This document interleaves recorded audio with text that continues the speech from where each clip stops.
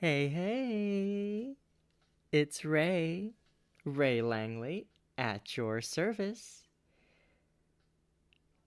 Virtual entertainer and wolf girl extraordinaire, welcome to today's reading stream. How is everyone today?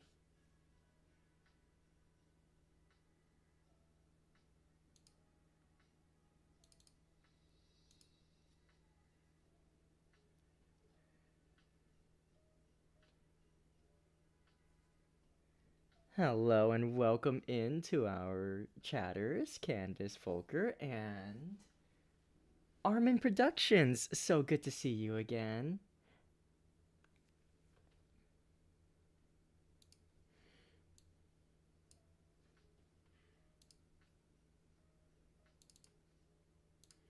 Let me just go ahead and get my... There we go. Oh, let me turn that down. Oh dear, that's a bit loud.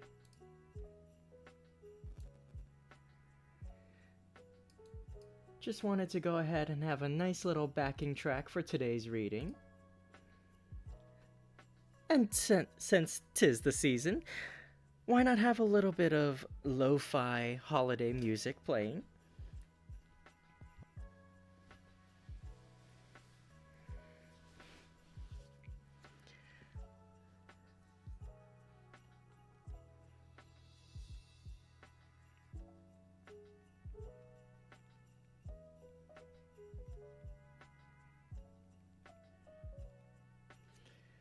All right. So, today we are going to be reading some winter tales from around the world. I know, it's Christmas. Most of the world knows it's Christmas, but there are other stories aside from jolly old St. Nicholas and Kris Kringle and such like that. So I wanted to highlight some of the other tales from around the world that are told around winter time or have something to do with a winter figure. Um, for example, if you are active on Twitter right now, you might see an account called Javlebakken. Um, and that is a straw goat that is constructed every winter in Sweden. And there is a tradition of whether or not the goat will survive till New Year's. Now, every year, there is a sort of what we call it competition to see whether or not the citizens can anonymously, discreetly burn the straw goat down, or whether it remains intact all the way through to the end of the year. And sometimes people have succeeded in burning it down, other times it has fallen apart through other means, such as birds taking the straw to use for its nests. One year, the goat straight up disappeared without a trace. There is live webcam footage of it.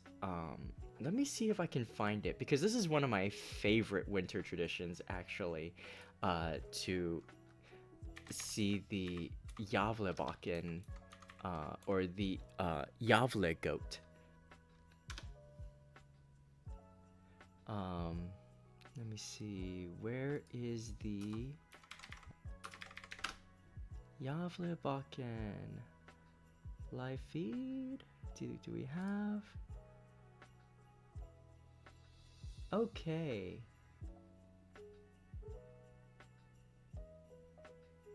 So this was taken. Let me see if I can go ahead and show you guys this window. Where is my window for this? One second.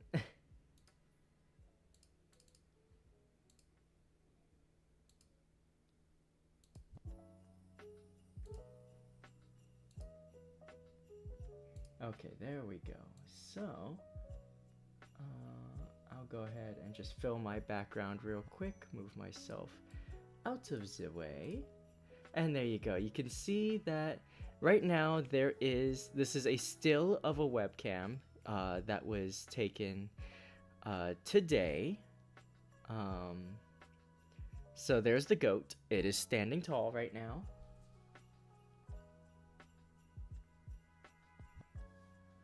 So yeah, this is the Javle goat or Javlebakken, and it is one of my favorite traditions that ever since I heard about it over 10 years ago, I've been keeping up with it every year. I follow the Twitter account that posts on its behalf. I look at the live feed. There's actually a broadcaster that I follow that sometimes talks about it on a weekly basis just to check in with a little segment he likes to call Goat Watch. So maybe we'll do something similar over here, where every week until the end of the year, we'll just pop in and check on the old goat. But yeah, that's let's go ahead and fade that out. There we go. But yeah, Yavlebakken. I just love it. It's so adorable. There's sometimes even two goats, a little brother, sort of is like a backup goat. Um, so yeah.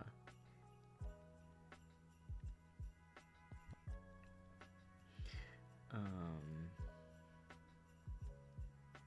let's see.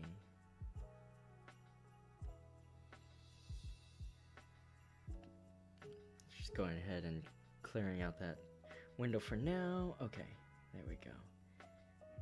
But yeah, goat.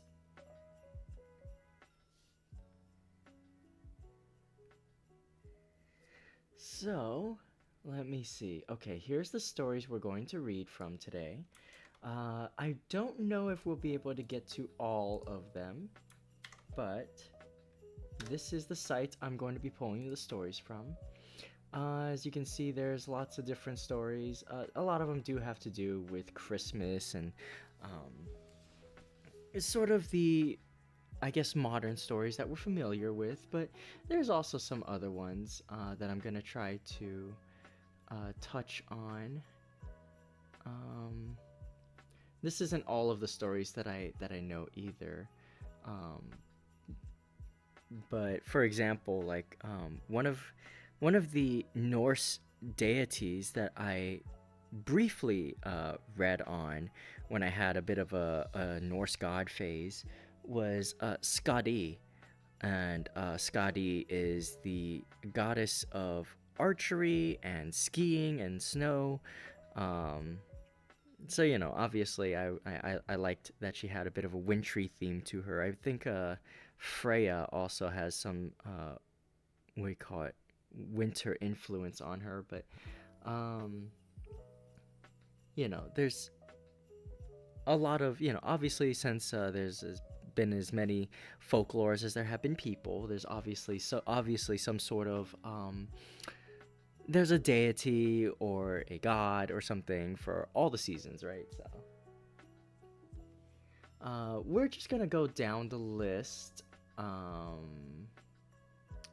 I may jump around, pick and choose. That's why I sent the link to you guys, so you can also keep up and read along.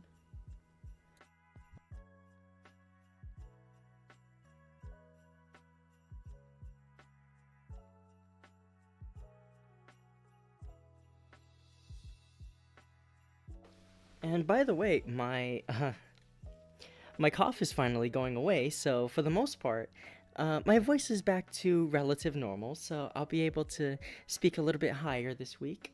I know last week I did a little bit more of a lower register, but now I get to speak in my more comfortable voice. So let's go ahead and start with the first story on our list, which is The Legend of Babushka. The short summary here, for those of you who aren't reading along, says the Russian version of Saint Nicholas is a babushka, meaning grandmother in Russian. This character had been much popular in Old Russia before 1917's revolution.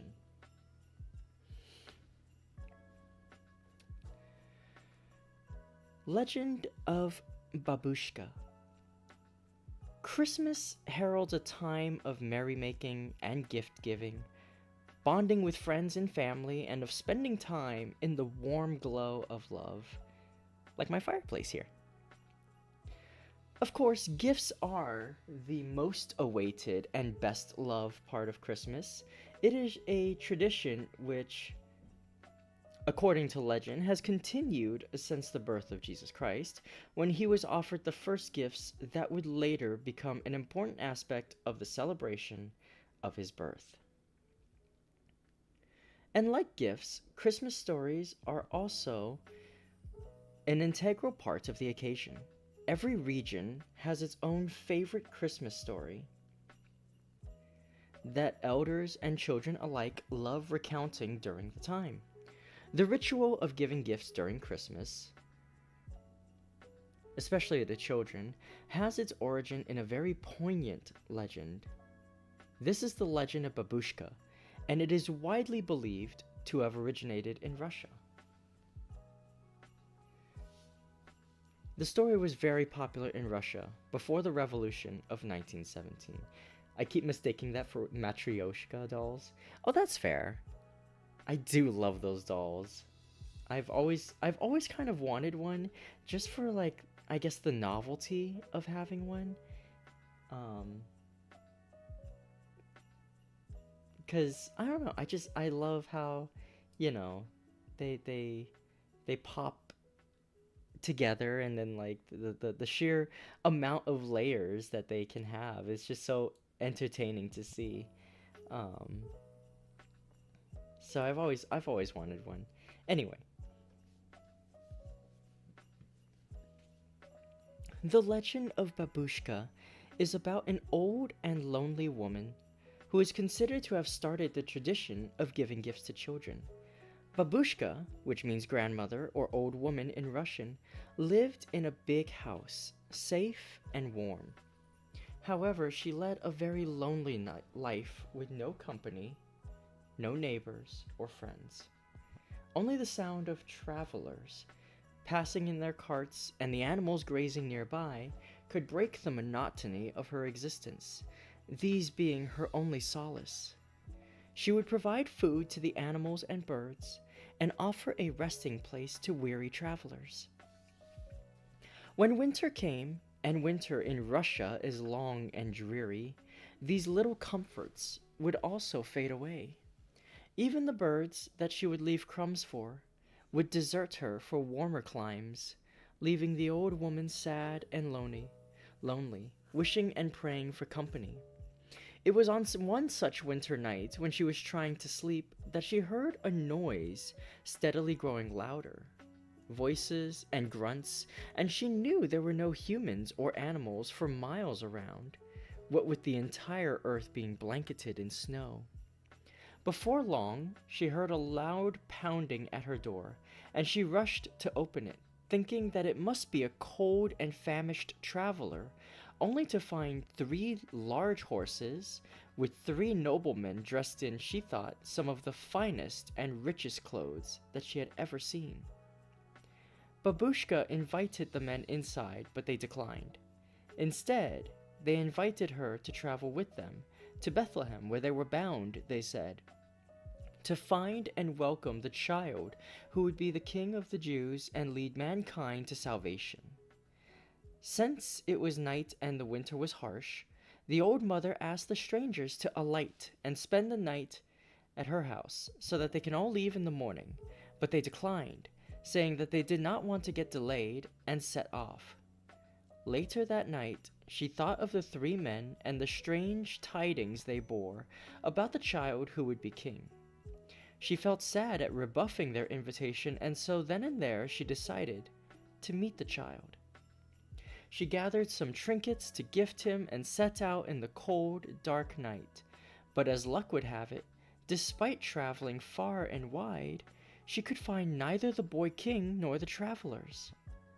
Legend has it that the old mother is looking for the boy king to this day, and that whenever she meets a child, she presents them with trinkets and continues on her search. Thus, from her originates the custom of giving gifts to children on Christmas, no doubt to continue the pious work of Babushka. Oh, so this is a bit of a crossover, considering she met the three wise men. Oh, you call them the three magician kings over there?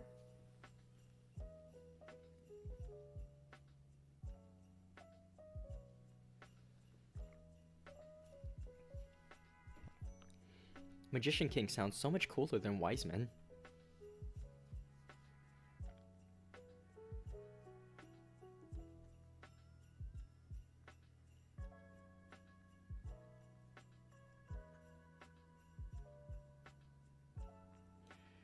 Okay, let's see.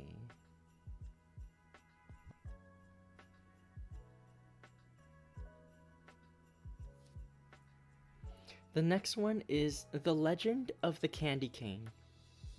Candy canes are favorites of Christmas decorations amongst kids. These red and white J-shaped candles are tasty too. It is said that their origin lies in an event in Cologne Cathedral about 230 years ago. Along with candles, wreaths, stars, bells, and mistletoes, another ubiquitous decorative item for Christmas, which is also a favorite with children, is the candy cane.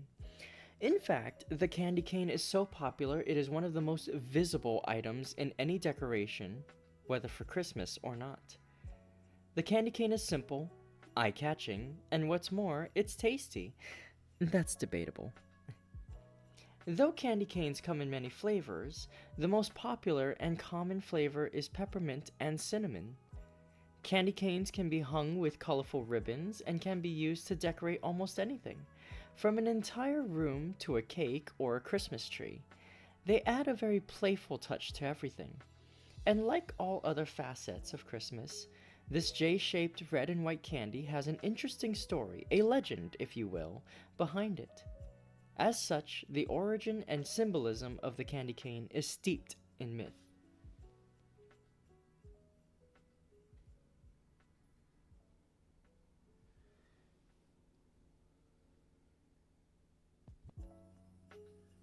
Oh, I remember being the one that had to carry around incense once for the wise men in tour in our town. Incense does smell after 4 hours. Fascinating. I've never had any event like that, but that sounds kind of fun. Like a really nice community event.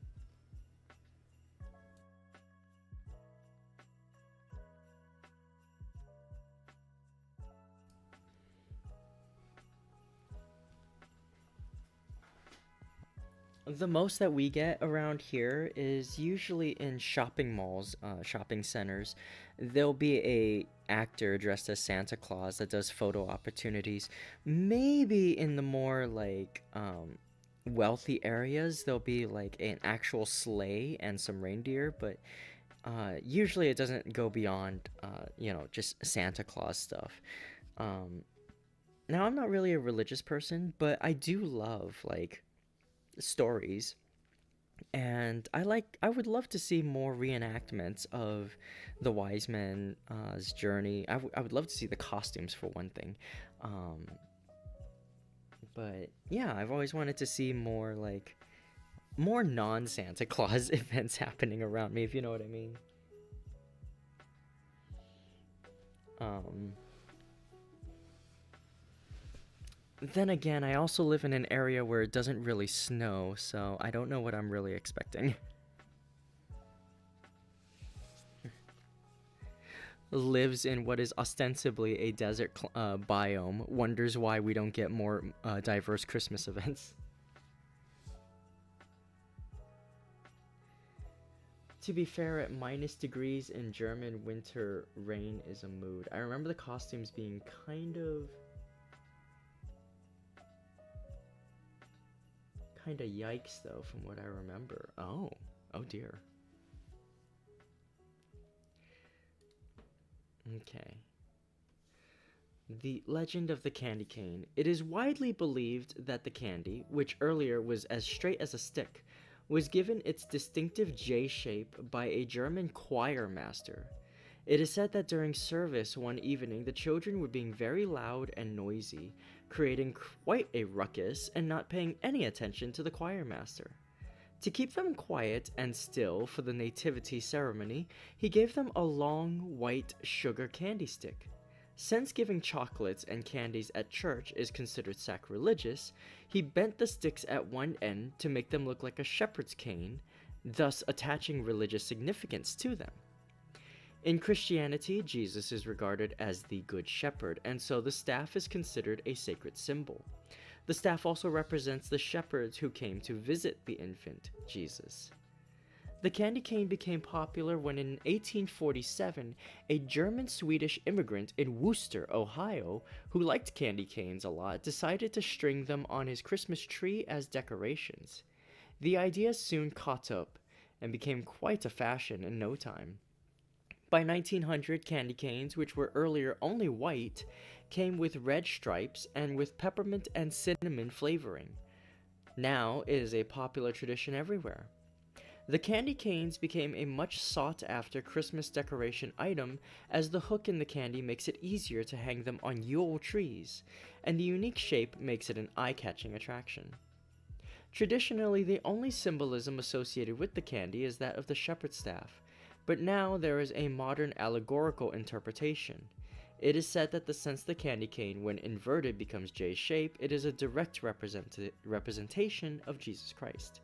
The white color of the candy denotes the purity, while the stripes represent his sacrifice, and the whipping he received at the hands of the Romans, the color red symbolizing his blood. It is believed that even the peppermint flavor of the candy is so because it is similar to hyssop, when, according to the Old Testament, symbolizes purification and sacrifice. Well, that's fascinating.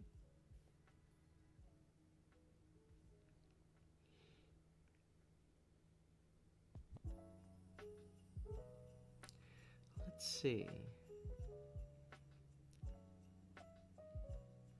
Okay, I'm gonna skip a little bit.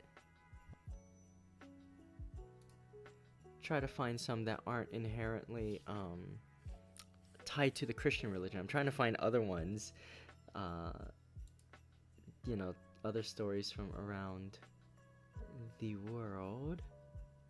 Let's see. What if we go to... Okay, this one's a bit short. But here is the legend of the Nutcracker, which, if you're not familiar, is a very popular orchestration, musical, um, piece of musical theater. E.T.A. Hoffmann wrote the famous ballet of the Nutcracker, which was first performed in 1892. However, the story was considered too morbid for children, and thus Alexander Dumas Pere rewrote it to infuse more optimism and happiness in it. Quick question. Alexander Dumas. The same one who wrote The Count of Monte Cristo? That's the person you approached for an optimistic spin on your story. The man who wrote the OG Avenger? Okay.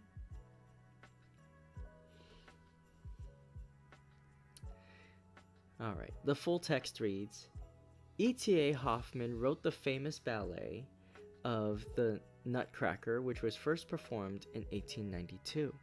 However, the story was considered too morbid for children, and thus Alexander Dumas Pere rewrote it to infuse more optimism and happiness in it. The story is about a young girl named Clara. Her doting uncle, Drosselmeyer, gives her a magical and mysterious nutcracker that she always keeps by her side. One night, when she was sleeping, the evil Mouse King comes and tries to take her to his kingdom. Then the Nutcracker Prince springs to life and fights the Mouse King to rescue Clara. The ballet becomes even more interesting and fantasy runs wild. After his victory, Clara goes with the Nutcracker Prince to the land of magic and dreams. She visits the land of the dolls and that of the Snow Queen, where she met snowflakes of all types. She also goes through the Candy Land, and kids love to hear the sweets from all over the world that she met there. The beautiful flowers and the sugar plum fairies capture their imagination. As a quick aside, obviously the dance of the sugar plum fairy is probably the piece that you recognize most from the Nutcracker suite. It is only on Christmas Day that Clara wakes up to find herself back at home, surrounded by her family. Marius Petipa, the first ballet master to the Tsar of Russia, required Pyotr Tchaikovsky to compose the music for the ballet, and he did an excellent work on it. Pyotr used many different and unusual instruments, such as a celesta, with its bell-like sound in the ballet, and kept it very secret until it was first performed, because he was worried somebody might steal the idea before he could use it. This ballet became one of the most famous ballets of all time.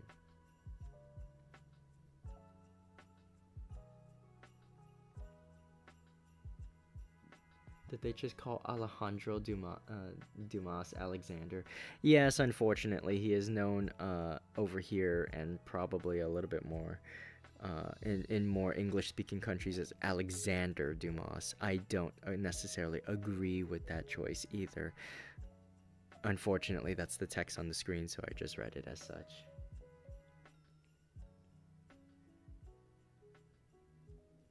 It's a very, yeah.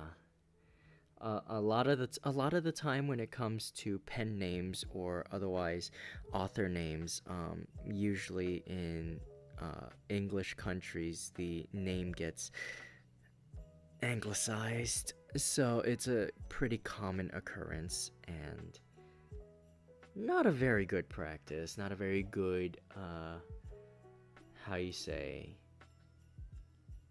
um, yeah.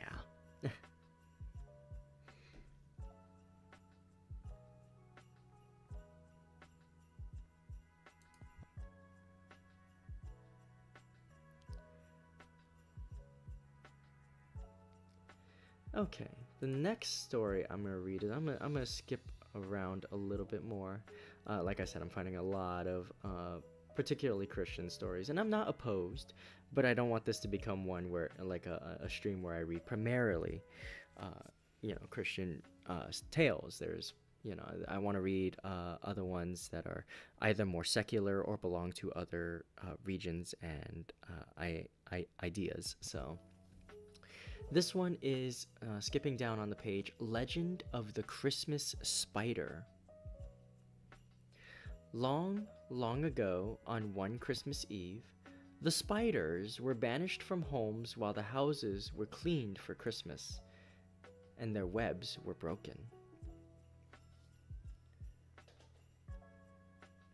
Full text begins with the same sentence. So, long, long ago, one Christmas Eve, the spiders were banished from their homes while the houses were cleaned for Christmas and their webs were broken. They just managed to survive and had to move to the farthest corners of the attic for the time being. However, some of the young spiders longed to see the decorated Christmas trees and the little Christ child that came to bless the homes in the midnight. Oh, darn it. The elders tried to make them understand that they were not allowed inside the rooms, but the young spiders were quite curious and adamant. Finally, the oldest and wisest spider came up with a solution and suggested that at the night when everybody went to bed, perhaps they could creep out of their corners to get a closer look at the magical Christmas tree.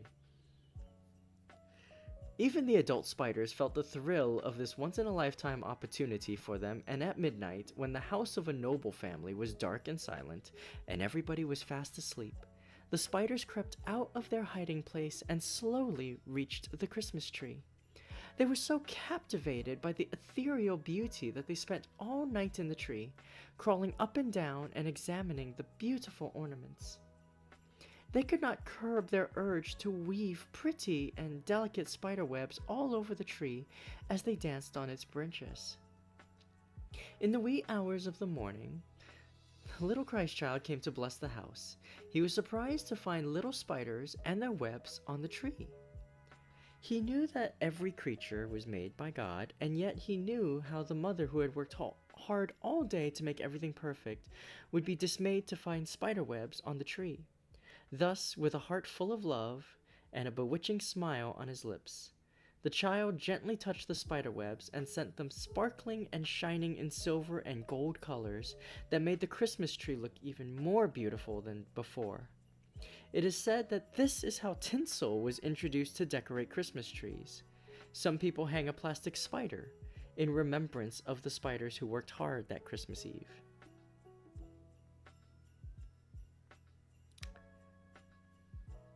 Okay, so that one didn't really have to have a religious connotation to it. It could just be a wizard. Let's just say a wizard did it. And thus tinsel. This reminds me of when I was little and couldn't sleep because of the heat or the nightmares, and I would go to the living room and watch the tree for hours. Aww. Oh, Fiscatos, welcome in. Welcome in. Good to see you. How are you?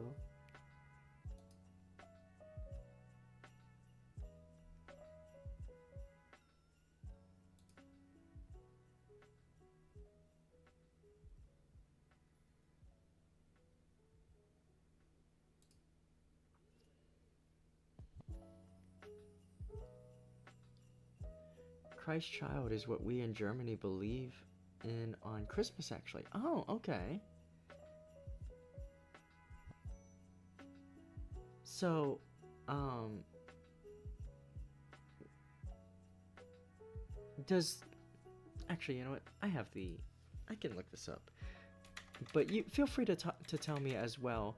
Is the Christ child like still like a representation of Jesus, or is he more akin to like um a Santa-like figure, or how does that work? Is it actually the baby Jesus, or Christ child, baby Jesus, infant Jesus, divine child? Oh, okay. I see. According to a quick search. Oh, they're like their own thing. It's more like a Santa-like figure. I see. Yeah, baby Jesus. Okay, so I see that there's a little bit of regional differences. I grew up Catholic, so same. At one point, my parents told me it was Jesus who gave them the money to buy out presents and that Santa's not. Oh, come on! Why crush the illusion like that? That's a little. Over here, too, when I was really little, I believed it was baby Jesus who delivered the presents. Oh.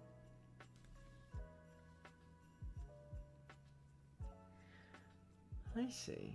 So the Christ child as a figure takes many different shapes. Sometimes it's actually Jesus, sometimes it's not. That's interesting.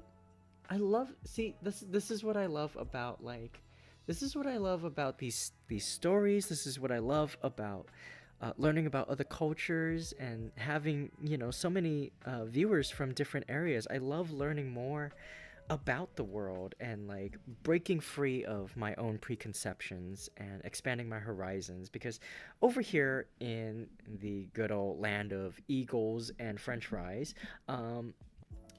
we have a very narrow view of the various wintertime figures. You have Santa Claus, you have Jesus Christ, and that's about it. You know, sometimes there'll be a Jack Frost here and there, or a Grinch, or the Grink. But it's interesting to see more, stories and stuff from other regions of the world. I try very, very hard to break away from the America-centric ideas that, are very prevalent in my society. So I'm glad that you guys tell me these things. A lot of different, clarifications and like, oh, over here, this is how this works. It's very fascinating.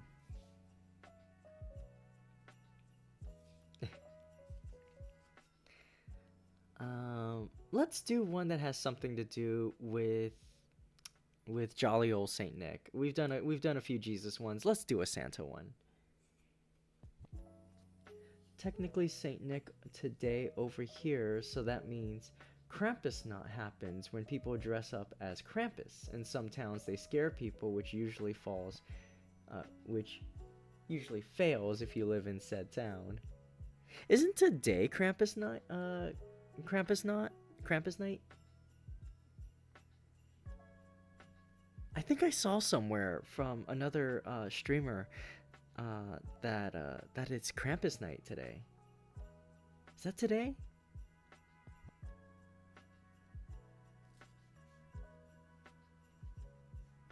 Actually, again, I have the internet. I can also look.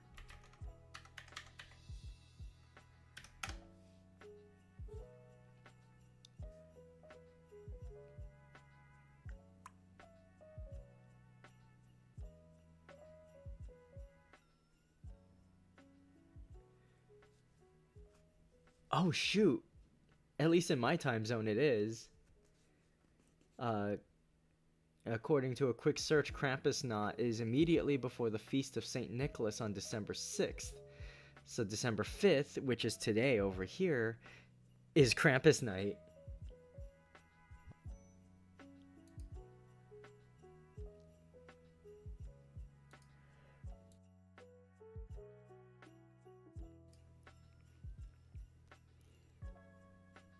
Huh.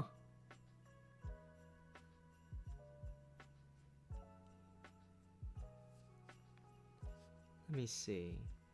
You know what? Let's do a quick detour and read up on Krampus night, since today is the day.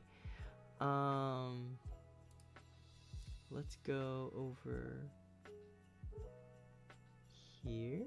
No, I don't like the way this site is structured.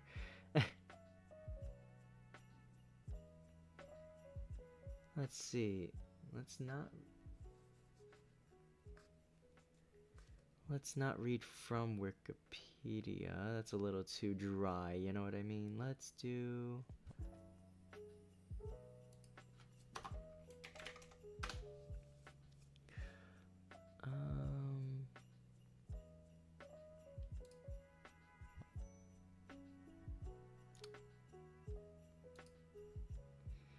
you know what? Yeah, screw it.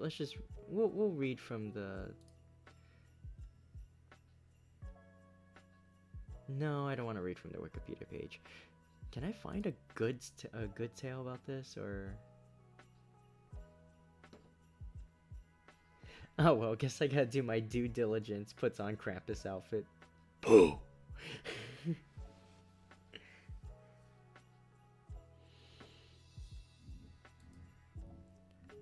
Let's see. Yeah, okay. You know what? Just because I don't want to dilly-dally too long.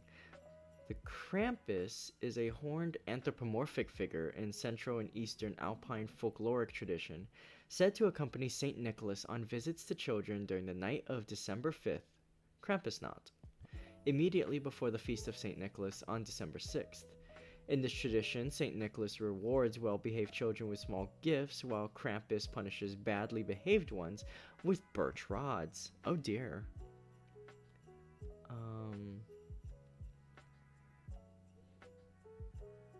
Seems to be started roughly around the 16th century.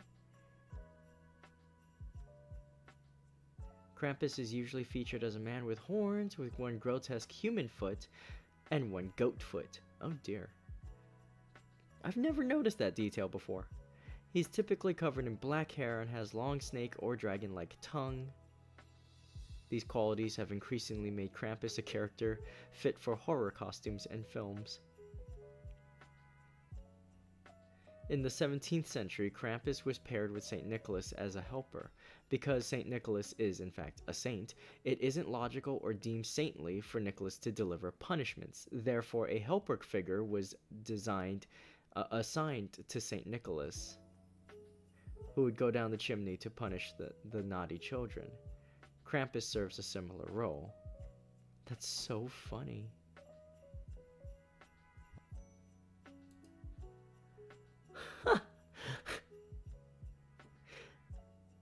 I'm gonna share this image real quick. This is too funny. This is a greeting card that says, "Greetings from Krampus." From 1900s. Look at this. This is low-key terrifying. Look at this.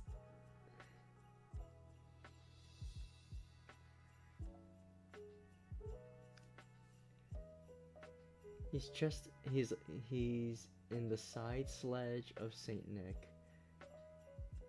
Actually, depictions vary. The more known one is the demon form because spooky, but back in elementary school, he was just a very buff, tall elf. Huh. That's actually really funny. A tall elf. A tall, buff elf that, like, punishes you if you've been bad. Huh.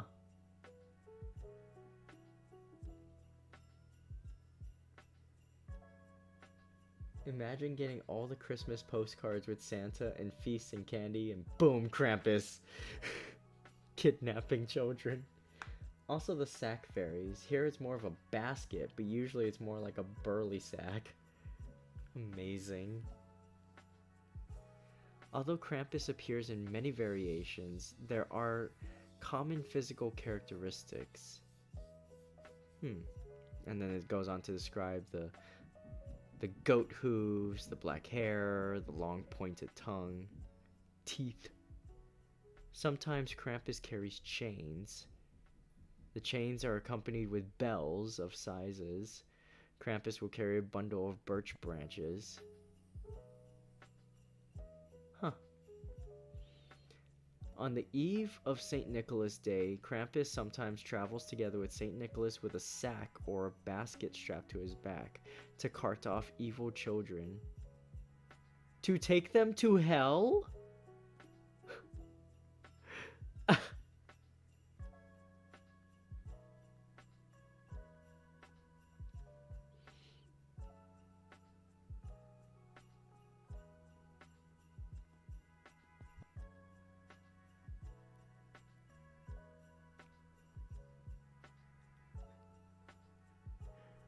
Holy crap, that's hilarious.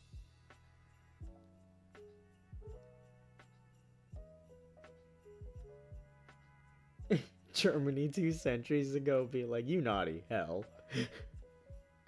Does he give them back after? Okay, I don't know if that's funnier or worse because imagine you like imagine, okay, if you will, the night before the feast of Saint Nicholas, a feast holiday, you get fucking shoved into a bag and dragged to hell, spend the night there and then just get plopped back on your family's doorstep the next morning like, "Okay, enjoy the feast."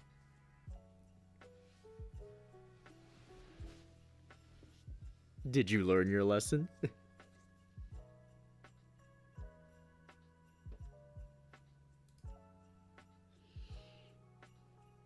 1 second. I'm gonna go ahead and get some water before I continue reading. I will be right back. Take this time to also get hydrated, guys.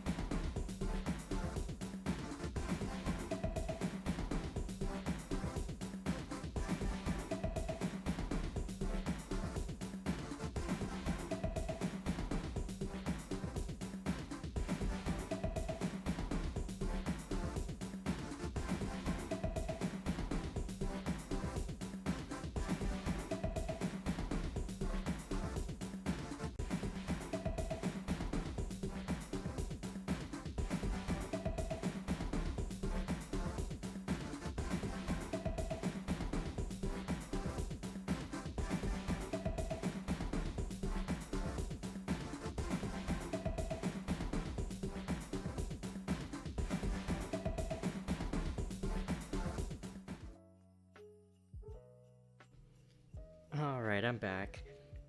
Sorry, I had to refill my water first before drinking it. I didn't realize it was empty first. Oops.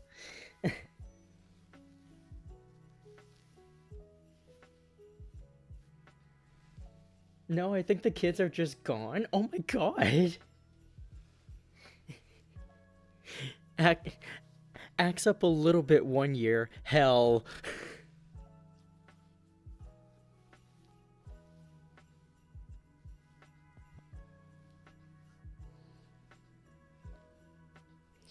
Okay, so the next story we're gonna read is The Legend of Christmas Stockings.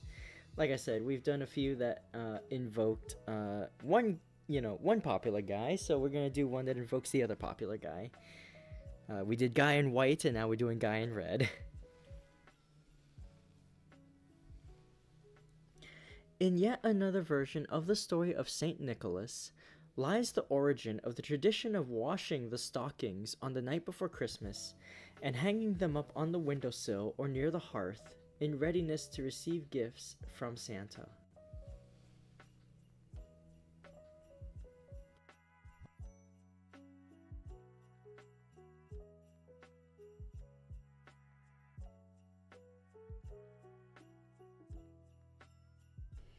Okay, so full text says, in yet another version of the story of St. Nicholas lies the origin of the tradition of washing the stockings on the night before Christmas and hanging them up on the windowsill or near the hearth in readiness to receive gifts from Santa. It is said to happen 17 centuries ago in Turkey. Here, the Bishop of Myra, Nicholas was known all over for his benevolence and love for children. He used to distribute gifts secretly to children on Christmas Eve as a surprise for them. While he was passing a house, he heard a father and his daughters lamenting their poverty and how they were unable to marry because they could not provide a dowry that was prevalent in those days. Overcome with pity and sympathy, Nicholas observed the woolen stockings of the girls that they had put on the windowsill to dry, and secretly placed enough gold pieces in each to provide dowry. Another variation of the custom of hanging out stockings for Santa Claus, the popular name for St. Nicholas, is putting hay and carrots in the shoes of Dutch children for the horse of their dear Sinterklaas, who is their patron saint and brings them presents. Swedish children wait for a kindly gnome called the Tomt instead of Santa. The gnome is believed to live under the floorboards. In some parts of France, Mexico, and Spain, children wait for the three kings to fill their shoes with presents. However, children of North France pray that Père Fouettard, or Father Spanker, would not visit them, as he's reputed to punish and spank children if they are naughty. La Befana is another version of Santa that visits the Italian children and gives them gifts, albeit on Epiphany, or the 6th of January. Agios Vasilis, the saint of letters, visits the Greek children living in plains, but those living in the mountains are taken care of by tiny elves who bring the desired gifts to good children. The tradition of giving gifts reminds us that... Okay, no, what? I'll read it because it's on the screen, and I don't believe in, like, just not reading words I don't like, but that just... Right at the very end, the last sentence. The tradition of giving gifts reminds us of the gifts that Jesus received when he was born and the idea that Jesus himself was a gift to the world. Reached a little bit there, I think, but...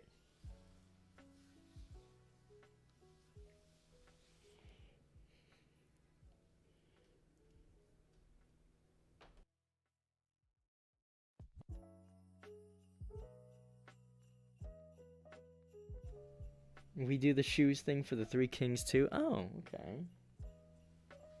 Basically, on the 5th at night, we put our nicest shoes outside our room's doors and water and grass for the king's camels. Bro got gifted incense, just the hard smoke. Welcome to the world, kid. The Three Kings. Oh. You know, it's funny because... Like, over here, we refer to them as the Three Wise Men, But having attended a couple of Christmas church gatherings or sermons, uh, they do sing a song called "We Three Kings." So I always wondered what the difference was, if it was a sort of like localization thing that we just called them three wise men, or what it was that like changed in translation, so to speak. You know what I mean? Like, it's very interesting. Like again, I'm not particularly religious one way or the other, but you know, I've had friends who invited me, and you know, obviously, I'm not gonna say no. Um, you know, usually the sense of community is nice, and sometimes they have good food there. But yeah, I they're called the three wise men in all the stories that they read and the sermons that they read, but then they play the song and the choir sings "We Three Kings," and I'm like, what's up with that? It's just a very idle, like, wonder what that's about, but I've never really looked too deep into it.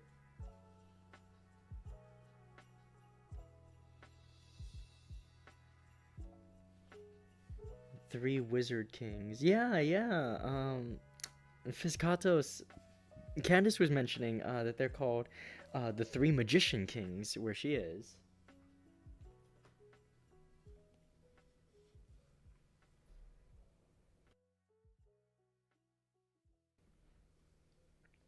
King wizards.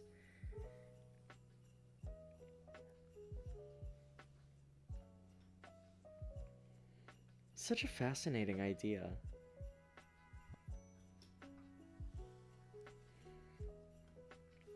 Okay, let's see.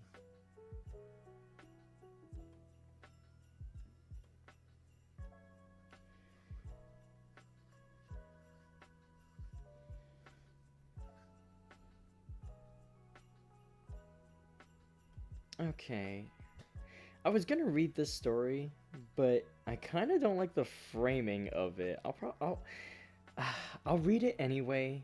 But look, the site is called World of Christmas. I don't know exactly what I expected, but there's a definite sort of slant here. So I don't know.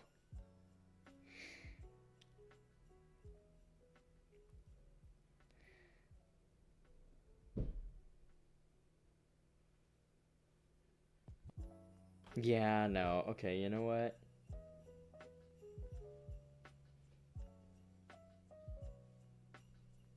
My back is killing me. I'm sorry, Armin.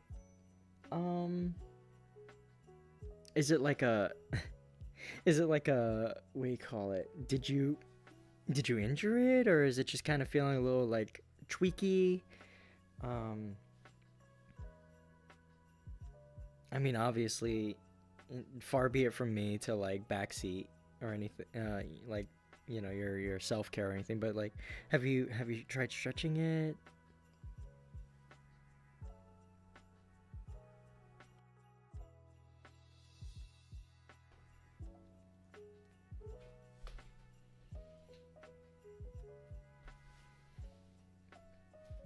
Let's see.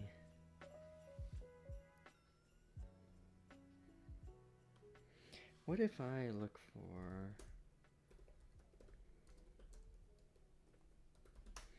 Let's go ahead and move away from this site. What if we look for winter folklore and myths?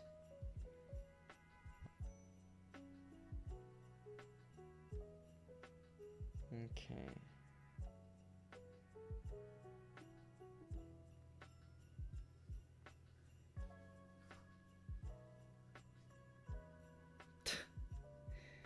Backseat? God, I wish someone did. Okay. Okay, so we're gonna read a few. These look a little bit short, a little truncated. Actually, no, I just got hit with an annoying ad. We're not doing that. Why is it so hard to find?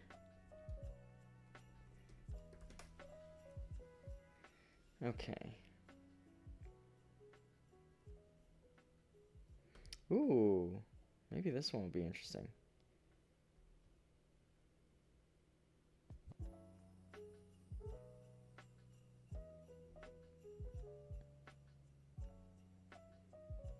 Let's see. This one is a site.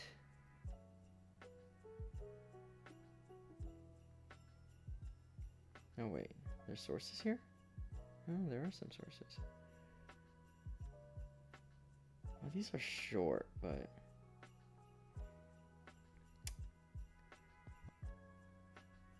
yeah, I guess we could talk about these. Let's see. Okay, yeah, well, I'm gonna link you guys to this site real quick so that you can also see it if you want and follow along. This site talks about a handful of winter and snow creatures. So I'm gonna go ahead and just read through this real quick. It looks like a very short, sort of listicle, but you know, since we're talking about folklore from various areas of the world, I guess even, the small bits we're able to find is something to appreciate. So let's start here. Top 8 mythological creatures of winter and snow. Now, I don't agree with necessarily saying top 8 because obviously 8 is a little small for how many there are for all the, folklores and regions, but, a collection of 8. As first snow falls and the world turns quiet and pale, we're reminded of legends that have long haunted the winter months. From towering snow spirits that drift between trees to frost demons whispered about in village tales, people across the world have imagined strange beings born of ice and silence. These myths weren't just stories, they were warnings, explanations, and sometimes comfort during the long dark nights. In this article, we explore 8 chilling creatures from global folklore that embody humanity's oldest fears of the cold. The first one listed is Amarok, the giant wolf. In Inuit mythology, Amarok is the name of a gigantic wolf. It is one of the most frightening folkloric figures in myths and tales of the Inuit living in Alaska, Canada, and Greenland. It is very strong due to its large size, and in this respect it more resembles Fenrir from Norse mythology, but is different. Amarok hunts people who go hunting alone at night.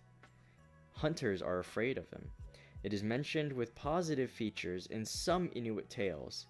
In this respect, it can be said that it resembles the wolves of Turkish, Siberian, and Altai legends. In those mythologies, the wolf is one of the animals that is to be both feared and respected. In one Inuit tale, Amarok makes a weak and lonely boy strong enough to fight bears. In another Inuit legend, it keeps the herd healthy by eating the sick and weak reindeer. Speaking as a wolf, that's a very underappreciated part of the population control of farming, agriculture, animal rearing, and husbandry. Sometimes there are just creatures that aren't going to make it. They're either sick and can get the rest of the herd sick, or they're just weak and they won't be passing on viable genes for healthier livestock. So sometimes you have to cull the population a little bit, and that involves interacting with the predator races of your area, whether that's wolves or bears or foxes or coyotes. A lot of the time, especially in the modern day, predator animals are seen as a threat, but in the old days, when humans lived more harmoniously with nature, it was a very good way of sort of, well, I guess, like I said, living harmoniously with nature. The carnivores are fed, the livestock get to be bred to be ideal in the sense that, you want big, strong animals that can provide good meat and good byproducts. So,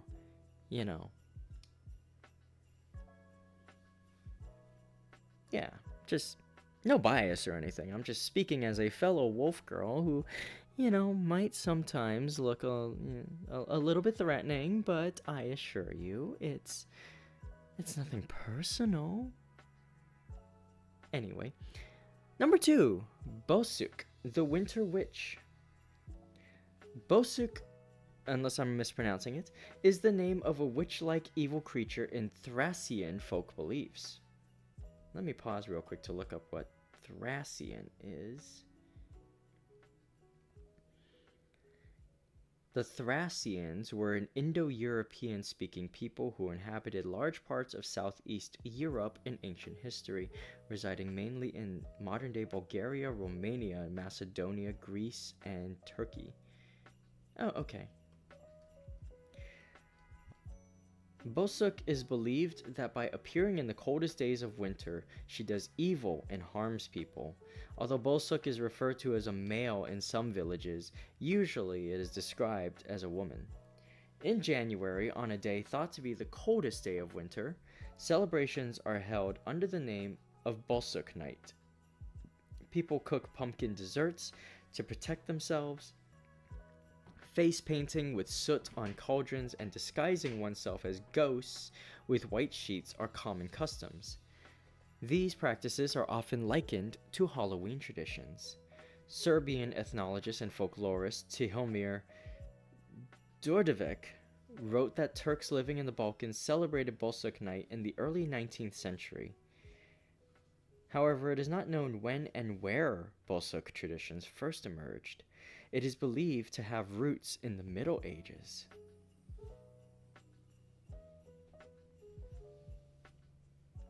Wolves do be cute. Oh, thank you. Number 3, Ded Moroz and Ayaz Ata. Ded Moroz is a figure similar to Santa Claus in Slavic mythology.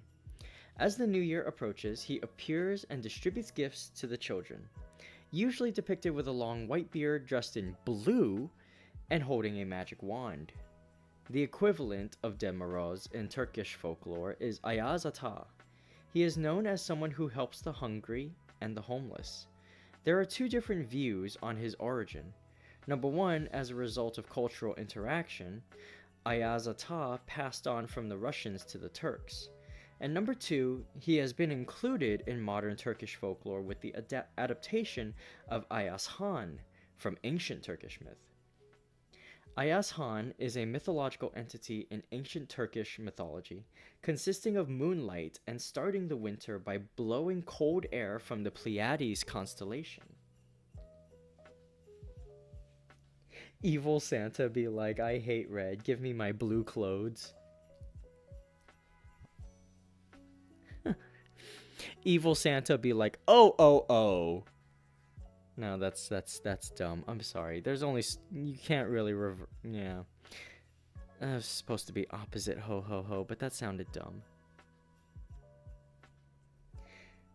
Moving on. Or I guess as I like to say sometimes, when things get a little bit less than ideal and I say something a little awkward, comes back with a cape. Was that guy bothering you? Okay, no, that was even weirder. Comes back wearing a different cape. Anyway. Moving on. Krampus is included in this list, and we've already covered him a little bit, but I'll read what they say here. In European folklore, it is a hairy, horned, and scary creature that roams the streets with St. Nicholas during Advent period. While in some regions depicted as completely demonic, in some regions it is a demonic and mischievous creature. While St. Nicholas distributes gifts to good children, Krampus punishes naughty children. In today's parades, some disguised as Krampus may nudge the audience with a stick to annoy them, but sometimes the opposite happens. Naughty children may try to tease Krampus to prove their courage and play pranks. The origin of Krampus is not entirely certain, but some folklorists believe the roots of Krampus go back to a pre-Christian pagan period. While Krampus is a figure in the folklore of northern Italy, southern Germany, eastern Switzerland, Liechtenstein, Austria, Czechia, Slovenia, Croatia, Slovakia, and Hungary, nowadays Krampus Nights events are on the rise across Europe and North America. And as was already covered earlier, it was also mentioned that Krampus is not always a demonic, creepy monster guy, but in some cases a buff, strong elf who serves a similar role of punishing naughty children. That be Santa's sleigh or Silent Night, Deadly Night. Oh God, Silent Night, Deadly Night. Oh oh my God, I remember the first time I saw that.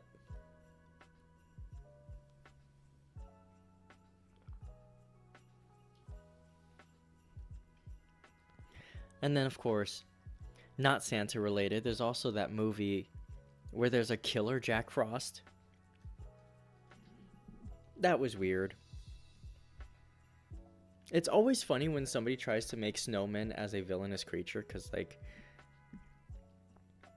snowmen are some of the squishiest creatures in all of, like, fictional history. So, like, bro, what are you doing? I'm just gonna go get a hairdryer real quick, and, you're done.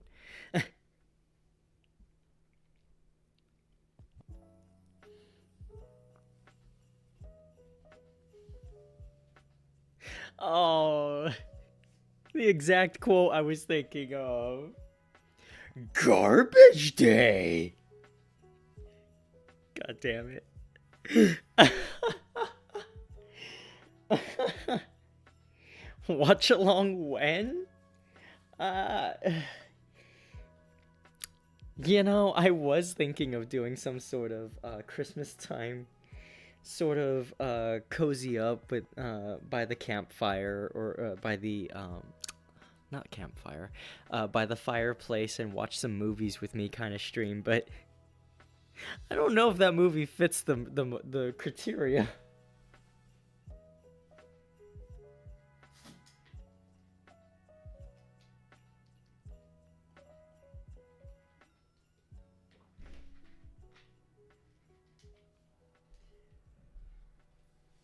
Okay, the next creature on this list is called, and I am sorry if I mispronounce this, Kalikans Kalikanzaros. Kalikanzaros. I think I got it. In Greek folklore, they are evil creatures believed to appear in the winter. Their physical features are similar to Krampus, often depicted as hairy and scary, and they may try to cut down the world tree. Does Greece have a world tree? Hold on a sec.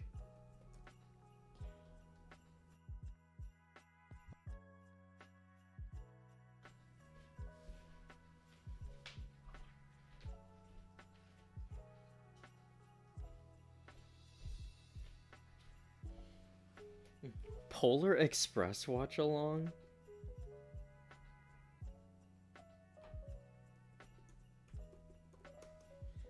Let's see, World Tree, Greece. I don't seem to find...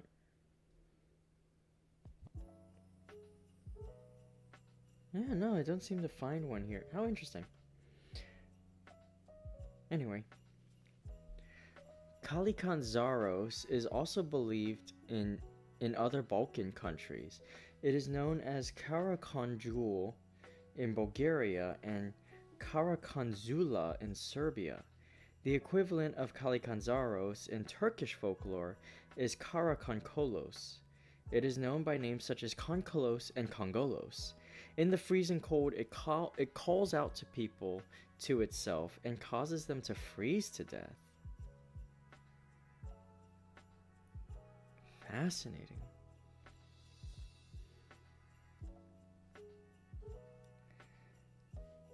The next creature on this list is called Nisa.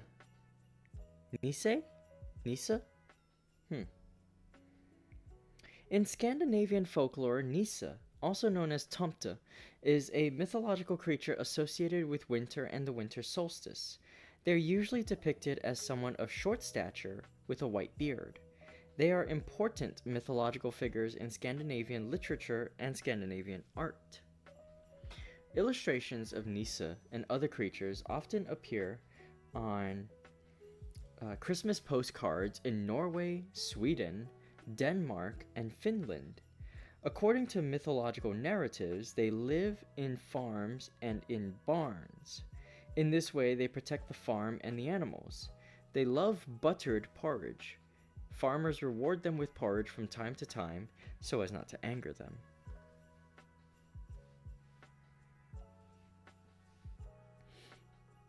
They're little guys, yeah. They definitely look gnomish here. The next creature on the list is the Yeti. Very popular one. Basically, snow Bigfoot. A creature believed to live in the Himalayan mountains. It is usually depicted as an ape-like anthropomorphic creature covered in white or brown hairs. Some Tibetan folklorists say that the three types of Yetis are believed based on color and size. Yeti-like creatures are believed by different names in many parts of the world, and despite dubious eyewitness accounts, there is no scientific evidence for the creature's existence. Scientists think that the rumors of the Yeti may originate from a large native bear species living in the Himalayas.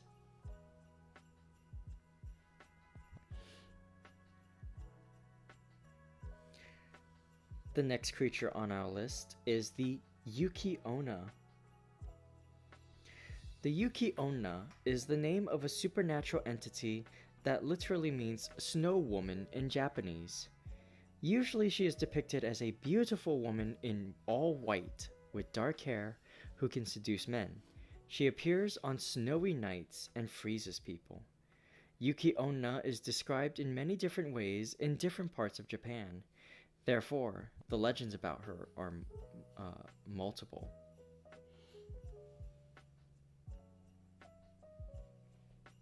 I remember my favorite two takes on the Yeti from Tintin. That story was always haunting. And the Doctor Who episode. Wait, Doctor Who mentioned? Oh. I am a huge Doctor Who nerd. Well, okay, not huge, but I'm a big fan.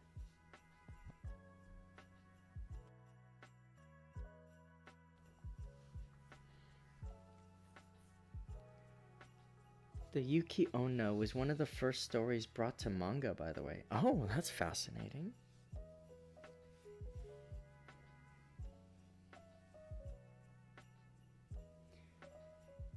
Army, quick question.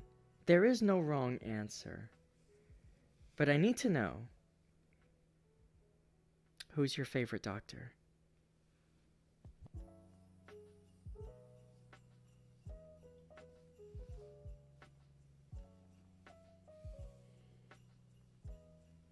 Again, there's no wrong answer. I just want to know.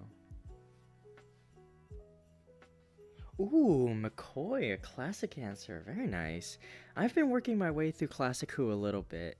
It's a little bit hard because obviously trying to get through 1 and 2 with all the missing episodes is a little bit saddening, but I have watched a little bit of 3, 4, and 5. I haven't really touched on 6 and 7 yet, but I'm getting there. So I'm very excited to see because I do very much like what I do know about 7 and of his companion Ace. Although I do like Colin Baker and Pertwee. Ah, yeah. Yeah. I came into the series much later. Obviously, I joined during the latter part of David Tennant's run. But I started like when I entered the fandom, David Tennant was on his way out. But I entered the show properly, or as properly as possible by delineation, with Christopher Eccleston, and worked my way through there. And I've watched all of the revival era episodes. So now I'm trying to work my way back through some of the classic era episodes. Most of the good 7 stuff is on audio and in novels, which I will plug on Spotify. It has like 2,000 hours of. Ooh, yeah. Yeah, the Big Finish audios are usually very.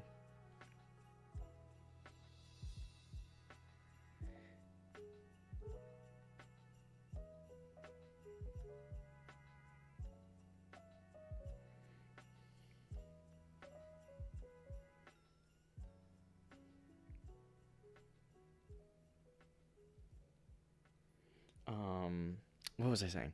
The Big Finish audios are something I really want to work my way through, but obviously there's so many of them that it's hard to decide. You know, you've got the ones that are voiced by the actual actors, you've got the sound alikes, you've got the you know, gap fills like all of the Paul McGann ones.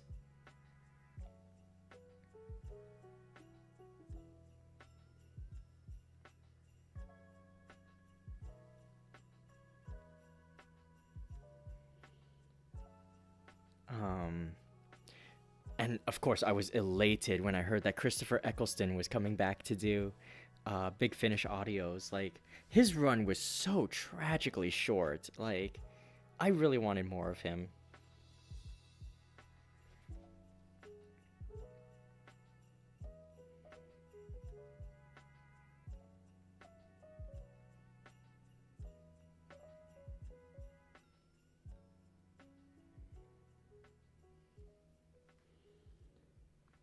Personally recommend spare parts and dust breathing. Ooh, I'm gonna note that down. Okay. Thank you very much for the recommendation, by the way.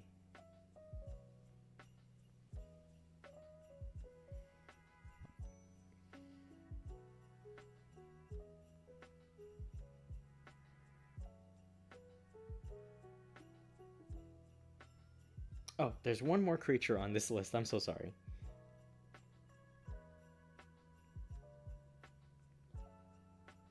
Oh, dust breeding. Okay. Final creature listed on this article is Knock. It is worth mentioning the Knock, also known as Nick, Knock, or Nyx, which appears in Northern European folklore, although it cannot exactly be described as a winter creature. A Knock is a water spirit that is said to live in cold rivers, lakes, and marshes. It has the ability to shapeshift and tricks people into the water and drowns them. It is believed that Knock is a more dangerous creature during the winter months when there is little sunlight. In its most common depictions, the Knock is sometimes seen as a handsome man, and sometimes as a black horse waiting in the water. It is said that it plays a violin that hypnotizes people and attracts its victims with its melodies. When in horse form, it traps those riding on its back with its sticky skin and drags them into the deep water. It is said there are several ways to protect yourself from the Knock. Saying that you know its name, throwing a coin to it, or offering pieces of bread can ward off the Knock's evil. In post-Christian era, it is also believed that making the sign of the cross will drive it away. Some narratives emphasize that the Knock is not actually an evil spirit, but simply a natural being that does not like to be disturbed by humans.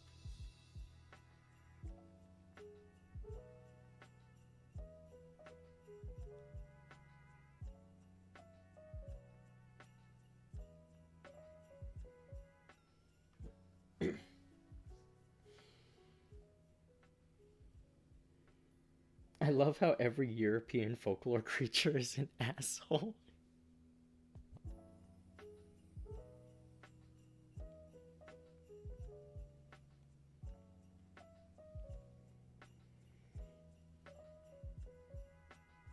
I imagined it playing violin and horse. No, me too. I was like, wait, if a horse played violin, would it play it like this? And then I imagined the front hooves, or like this, and I imagined it like like holding the bow in its mouth and like I don't know, propping the violin up somehow.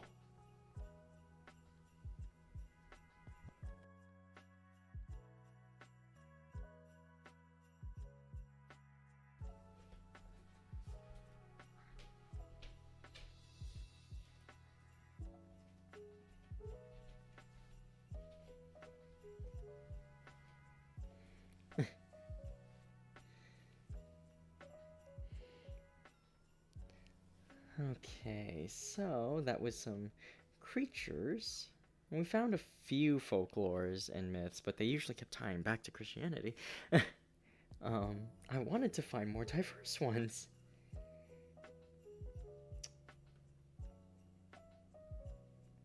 Uh, the hard part is that, like, these days,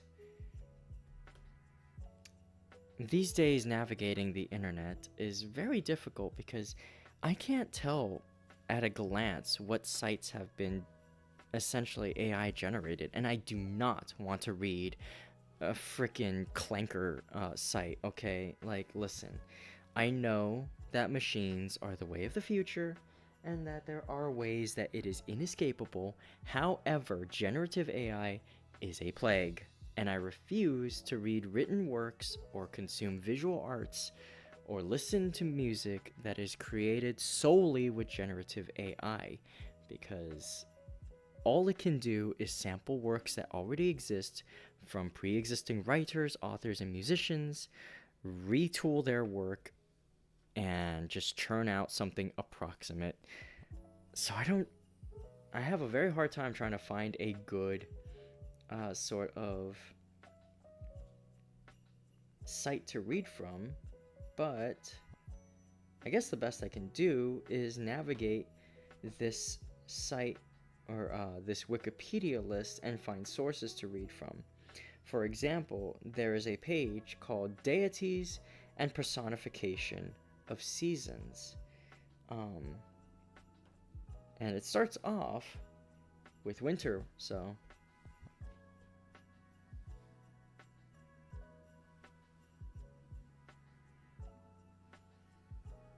Let's see. Ooh, I like this one. Okay. I'm a huge fan of Gaelic, Celtic, Irish, Scottish folklore and history. I'm very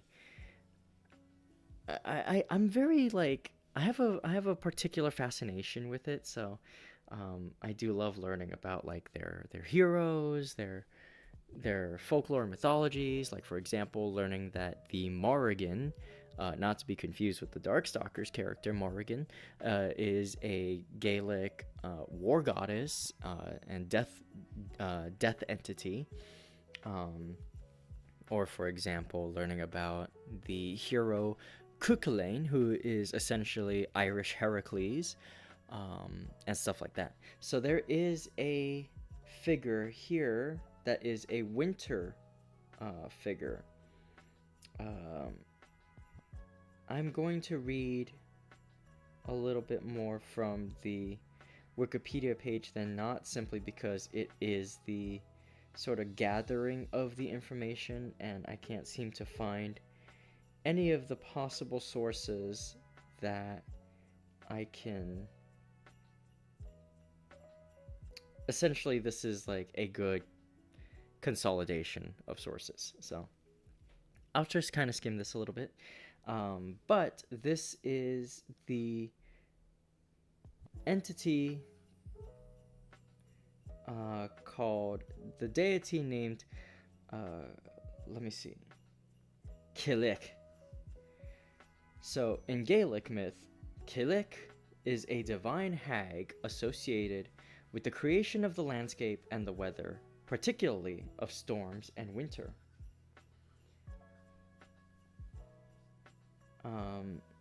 The word literally means old woman or hag, and is found with this meaning in modern Irish and Scottish Gaelic, applied to numerous mythological and folkloric figures in Ireland, Scotland, and the Isle of Man. In modern Irish folklore studies, she is sometimes known as the Hag of Beara. On Scotland, she's known as Beara, Queen of Winter. In Scotland, where she is known as Beara, Queen of Winter, a name given to her by a 20th century folklorist, Donald Alexander Mackenzie, she is credited with making numerous mountains and large hills, said to have been formed when she was striding across the land and accidentally dropped rocks from her wicker basket. In other cases, she is said to have built the mountains intentionally to serve as stepping stones. She carries a hammer for shaping hills and valleys, and is said to be the mother of all goddesses and gods. Bera was apparently a one-eyed giantess with white hair, dark blue skin, and rust-colored teeth. The Kelek displays several traits befitting the personification of winter. She herds deer, she fights the spring, and her staff freezes the ground. In partnership with the goddess Brigg, the Kelek is seen as a seasonal deity or spirit ruling the winter months between Samhain and Belen, while Brigg rules the summer months between Belen and Samhain. Some interpretations have the Kelek and Brigg as two faces of the same goddess, while others describe Kelek as turning to stone on Belen and reverting to humanoid form on Samhain to rule over the winter.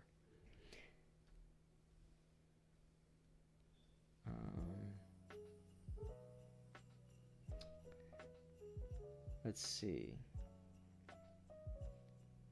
Depending on the local climate, the transfer of power between the winter goddess and the summer goddess is any time between La Felbrich at the earliest, Lathanana Kelek or Belen at the latest, and local festivals marking the arrival of the first signs of spring may be named after either Kelek or Brigg. La Felbrich is the day the Kelek gathers her firewood for the rest of the winter. Legend has it if she intends to make the winter last a while longer, she will make sure the weather on February 1st is bright and sunny, so that she can gather plenty of firewood to keep herself warm in the coming months.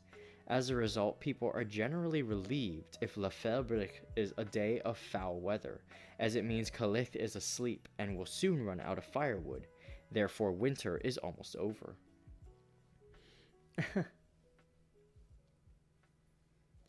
On the Isle of Man, where she is known as Kelek Neglanf, the Kelek is said to have been seen on St. Bride's Day in the form of a gigantic bird carrying sticks in her beak. The longest night of the year marks the end of her reign as the Queen of Winter, during which time she visits the Well of Youth, and after drinking its magic waters grows younger day by day.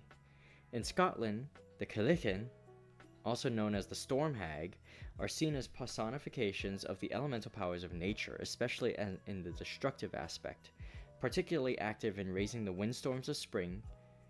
And on the west coast of Scotland, the Kelek ushers in the winter by washing her great plaid in the Gulf of Corvican. The process is said to take 3 days, during which the roar of the coming tempest is heard as far away as 20 miles inland. When she is finished, the plaid is pure white and snow covers the land. In Scotland and Ireland, the first farmer to finish the grain harvest makes a corn dolly representing the Kelek from the last sheaf of the crop. This figure is tossed into the field of a neighbor who had not finished bringing in their grain. The last farmer to finish has the responsibility to take in and care for the dolly for the next year, with the implication they have to feed and house the hag all winter. Competition is fierce to avoid having to take in the old woman.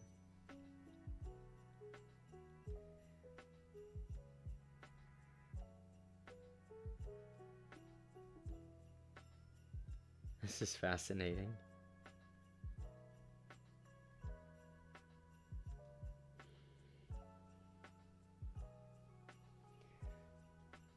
And Celtics have vampires too. The linen sheath, yeah.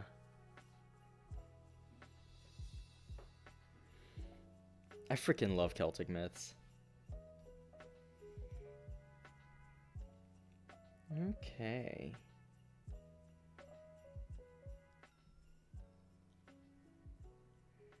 Let's see.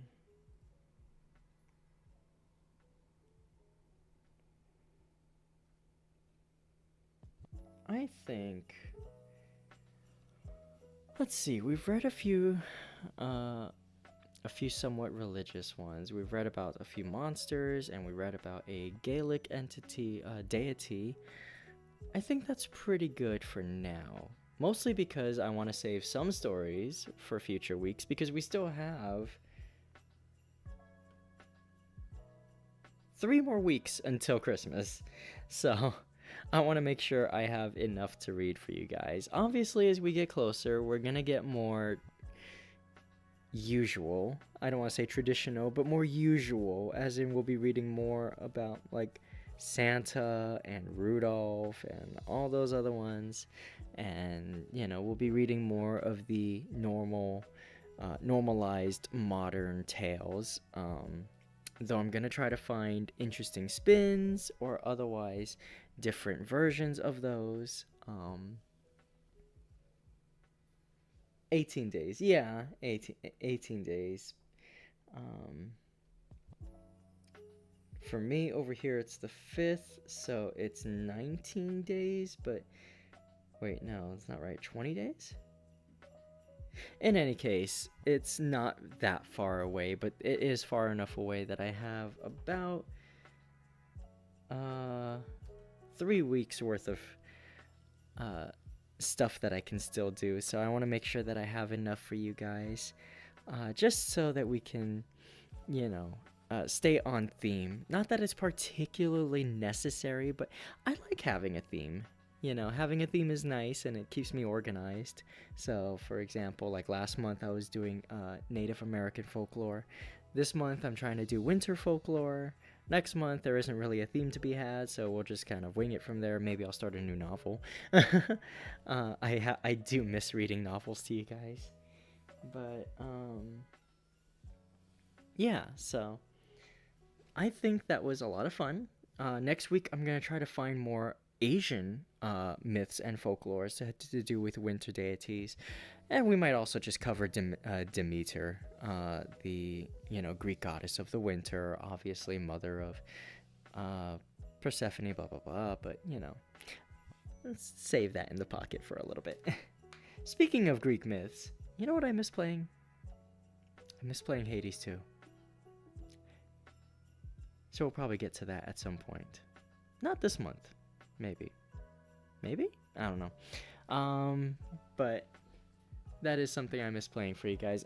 Now, see, the thing is, I am a little demotivated because I did hear about a patch that sort of messes up my entire recorded run so far. But we'll see. We'll see how that goes.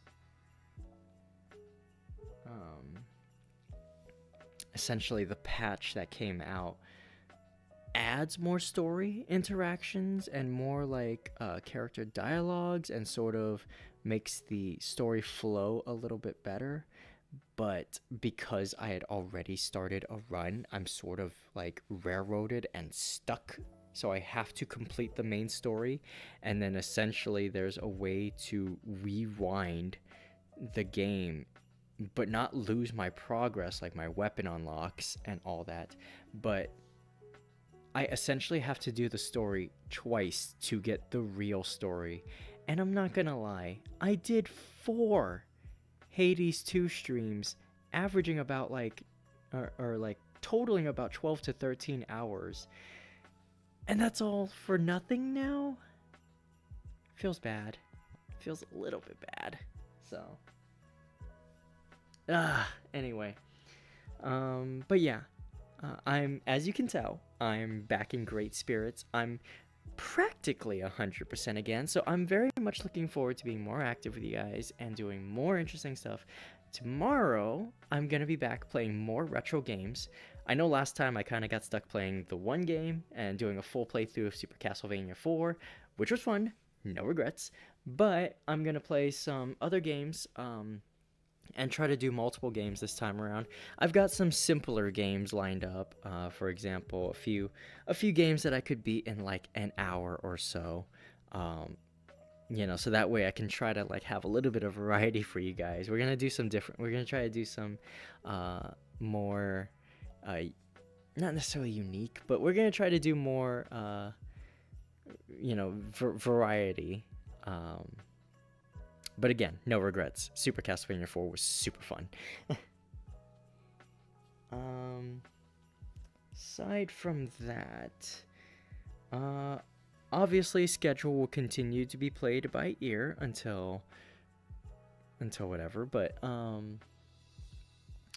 every week, when I do know what's going on my end, I will always send out a schedule pretty much the same day that I know what my plans are and what various things are going to consume my time outside of streaming. And obviously, I want to schedule it so that I can give time to stream, give my due attention to you guys, because I never want to do half measures, and I never want to do half-assed streams. When I am streaming, I want to make sure that that's the only thing that I can focus on, and that, it's something that basically our time is our time and nothing else should get in the way of that. So I'm going to try to keep that as my promise for as long as I can. I am still working on a few short form content that I haven't gotten around to finishing yet, but they were stuff that there was at least one thing that I had worked on before I fell ill a couple weeks ago. And so I am mostly just in the process of organizing the editing on that and getting it all together so that I can upload that. It's mostly a matter of just sitting down and doing that. And I have something else, a secret project for the moment that I'm working on, that I'm actually going to be working on right after I finish stream today. So that's going to be fun. Aside from that,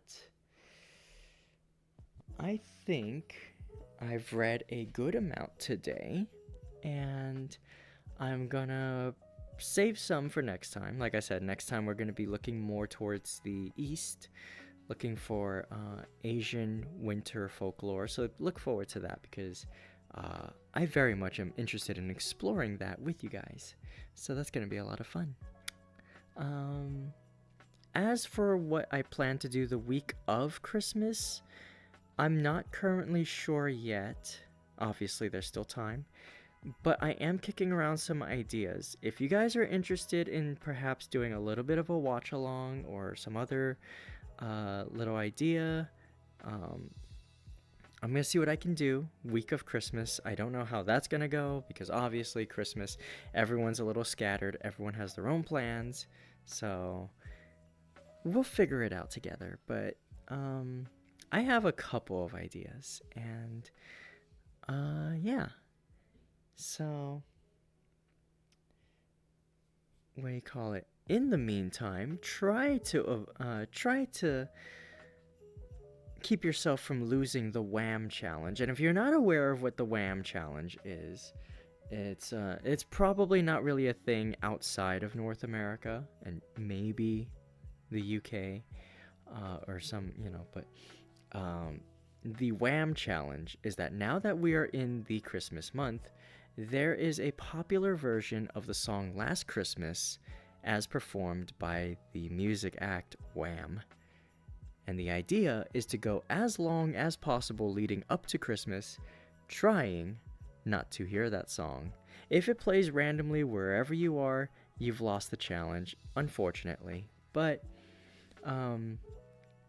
it's not a serious challenge. It's just a fun little game. And honestly, I kind of view it the same way as I view getting upset over a Rickroll. Like, why would you be mad about hearing a banger? But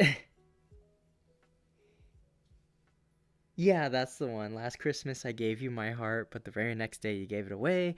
Wham did their own version of that, turned it into like a whole song and added like their own little thing to it. It's a really good song, but like obviously everybody's got their own like traditions. So one of these is the Wham challenge, where we try to not hear the song until Christmas time, until actual Christmas Day if possible. But like I said, it's it's fun just because it's like dodgeball in a way, like musical dodgeball, but at the same time getting hit isn't such a bad thing. It's a good song. So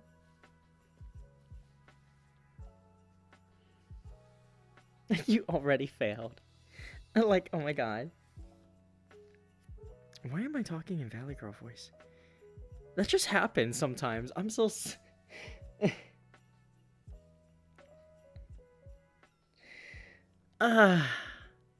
Can you tell I'm feeling better? Like, I'm just suddenly just yapping and talking in Valley Girl voice more, and oh no, it's happening again, help!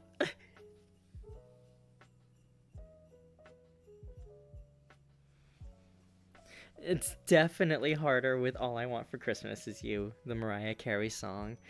Everybody makes such a big deal about that song. And I mean, obviously, it's a nice, romantic, generic enough sentiment, so I totally get it, but oh my gosh. Like, okay, so you've heard that song. You've heard All I Want for Christmas Is You. If you're a fan of the game Metal Gear Rising Revengeance, have you heard the song Collective Consciousness but set to the musical, to the instrumental backing of All I Want for Christmas Is You? It's so funny.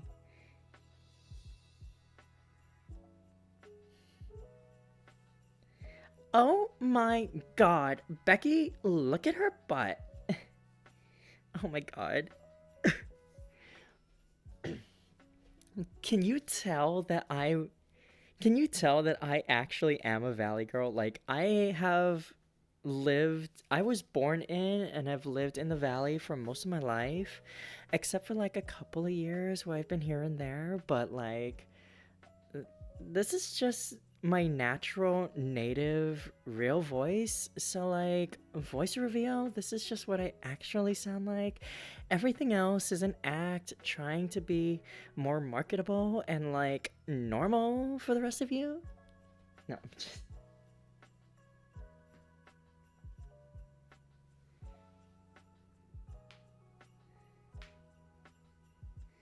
someone made Red Sun with the Sunny D ads.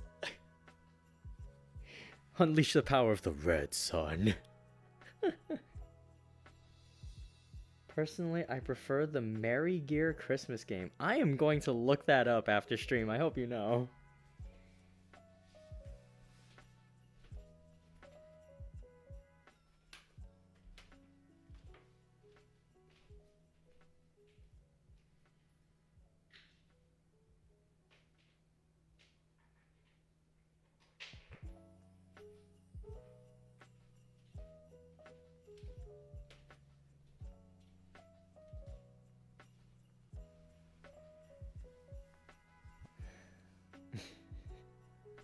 Sorry, I'm just laughing to myself about the whole Valley Girl voice.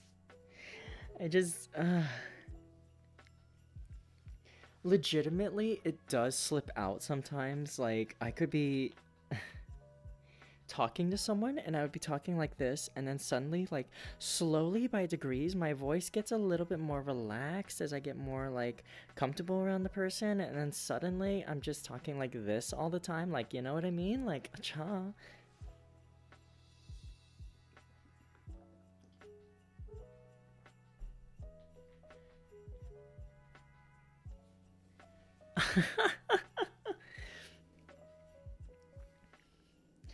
Okay, no, we gotta try that. We have to try this. Give me a second. Like, what's up? Ray Langley at your service, Valley Wolf Girl extraordinaire and virtual entertainer.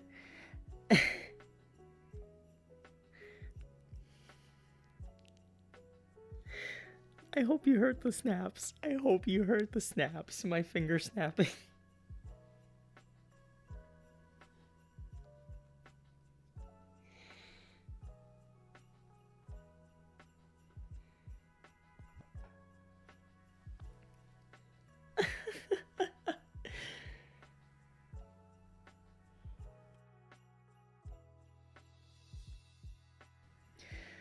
Oh my god. Maybe in the springtime or as we head into summer, I'm gonna do a stream where I go as long as possible doing nothing but Valley Girl voice.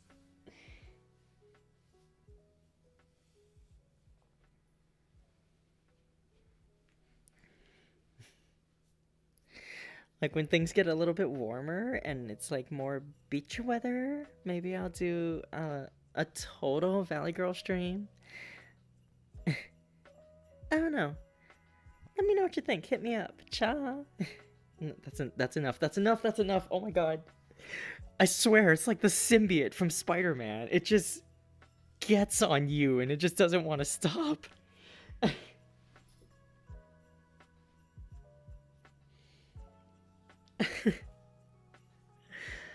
Oh no. Oh. Okay, okay.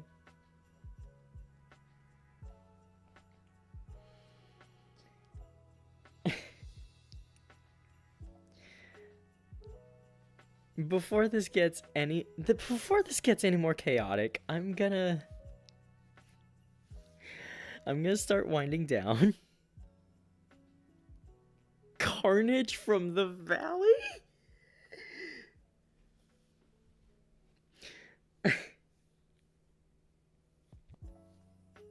God.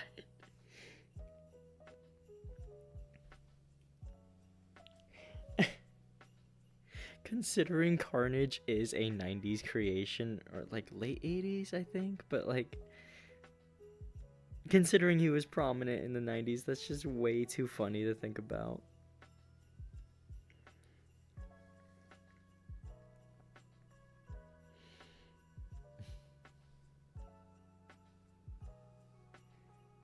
Early 90s. I knew it! I know Venom was 80s.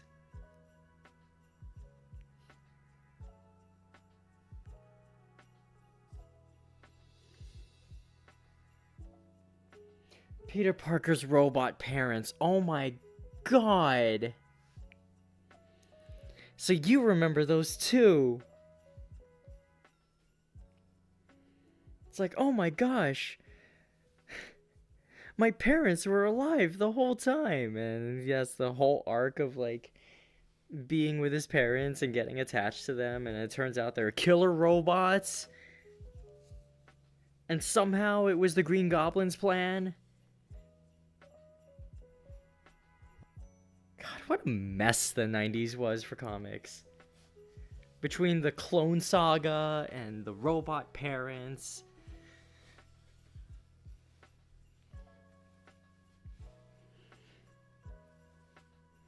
Then again, I say the 90s, but as long as Spider-Man comics have been going, Spider-Man comics have been freaking weird because we always have to find new ways to kick Peter Parker while he's down. It's so. Oh, Frank, welcome in. Good to see you.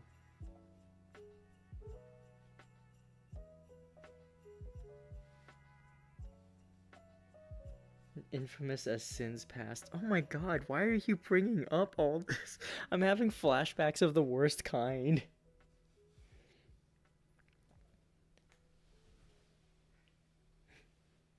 Goblin Mask be like, make killer robots of his parents. The heart, Harry. First we attack the heart. But it's like it's not the Green Goblin mask from the movie, which is all like metal and stuff. It's like this it's like this comic book. It's like the comic book neon green and purple. Oh god.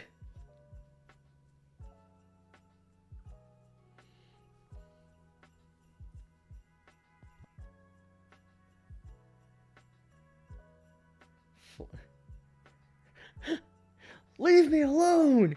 Flashbang of one more day in the Clone Saga and Paul. Get out of my head! Ah!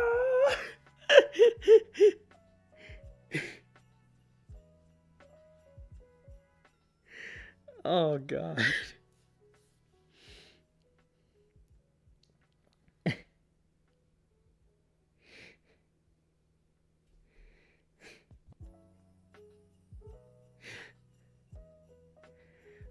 Maybe also add in where he like births himself after Moreland kills him or whatever. Akira! Kaneda!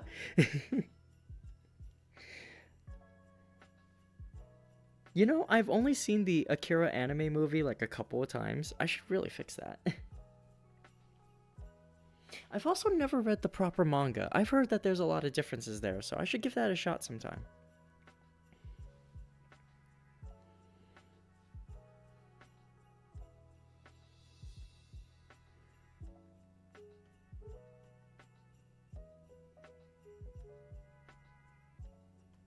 Yeah, I just noticed something the whole time. My ears have been really in the way of the chat, haven't they? Get your goddamn big ass ears out of the caption.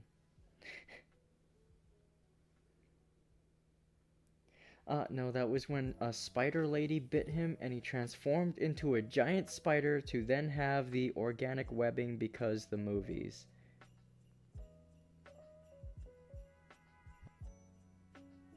Wow.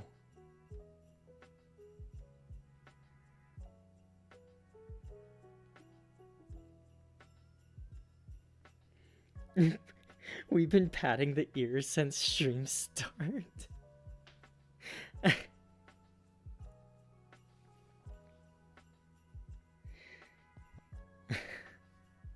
Goodness. See, the organic webbing made sense in the ultimate, like, Spider-Man universe, because, like, at least that was a completely different interpretation of the character, and you could do different things, and yeah, the movies were out at the time, so it's, like, the hip new 2000 thing to do, but I don't know about, like, adding it to the mainline, like, 616, universe and stuff like that. I thought that was a weird choice, but then again, we also had Superior Spider-Man, so, whatever.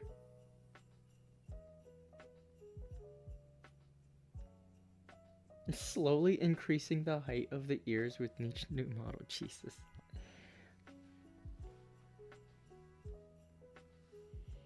Organic webbing always made sense though. Yeah, I mean, it does make sense in a way, but it's just that like the original establishment was that like he invented his own web shooters and stuff, and I think that was cool leaning into the element of Peter's own like intelligence and fascination with science and all that.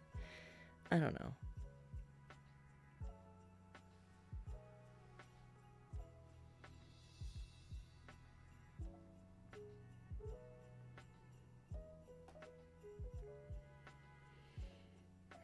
Okay.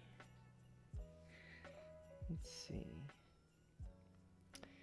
Okay, guys. I should probably start getting ready to go.